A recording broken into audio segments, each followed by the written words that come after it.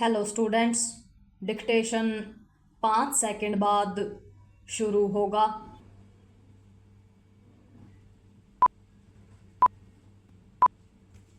Start.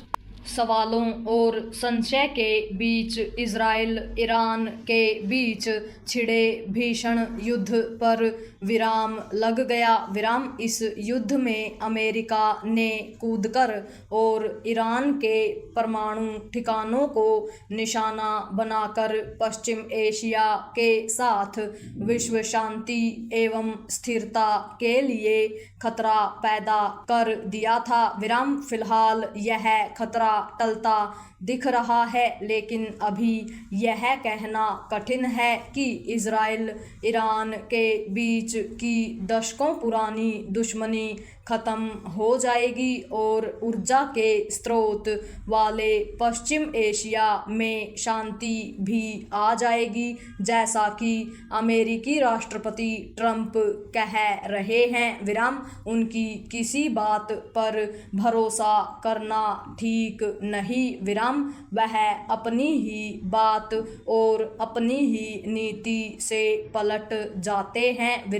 अब वह बीच बचाव की मुद्रा में दिख रहे हैं और इजराइल को भी नसीहत दे रहे हैं कि उनकी और इजरायली प्रधानमंत्री की माने तो ईरान ने परमाणु हथियार बनाने की अक्षमता खो दी है, लेकिन ईरान कह रहा है कि वह अपना परमाणु कार्यक्रम जारी रखेगा। क्या वह परमाणु हथियार हासिल करने का इरादा सचमुच छोड़ देगा?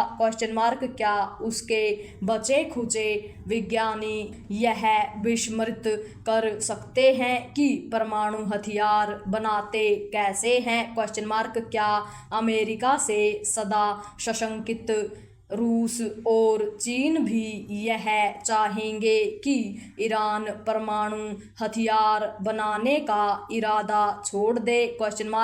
स्पष्ट है कि ऐसे सवालों का जवाब भविष्य ही देगा। पैरा इस पर हैरानी नहीं कि ईरान भी अपनी जीत और शत्रु को सबक सिखाने का दावा कर रहा है। ऐसा ईरानी जनता और खास तौर पर कट्टर मजहबी सत्ता के समर्थकों का मनोबल बढ़ाने के लिए किया जा रहा है।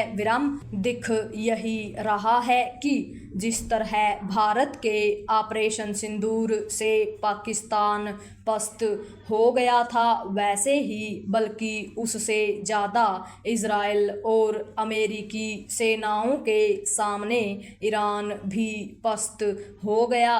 ईरान के सर्वोच्च नेता अयातुल्ला खामेनेई ने खूब गर्जन तर्जन किया और उनकी सेनाओं ने इजराइल को कुछ नुकसान पहुंचाने के साथ पश्चिम एशिया में अमेरिका के ठिकानों को निशाना बनाने की कोशिश की।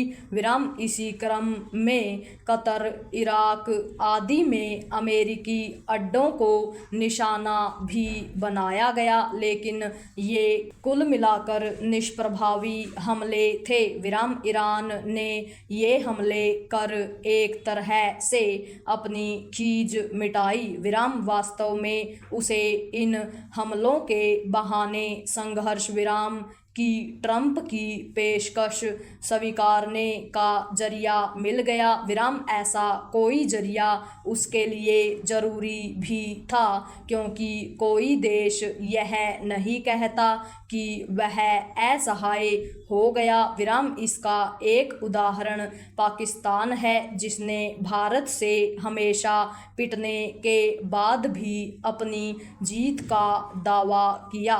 चूंकि भारत के के ईरान और इज़राइल दोनों से संबंध हैं, इसलिए उसने किसी एक पक्ष में खड़े न होकर सही किया। विराम भारत को सबसे पहले अपने हित ही देखने चाहिए। विराम वर्तमान वैश्विक हालात और ट्रंप के रवैये को देखते हुए तो ऐसा करना और भी आवश्यक है। पूर्ण विराम।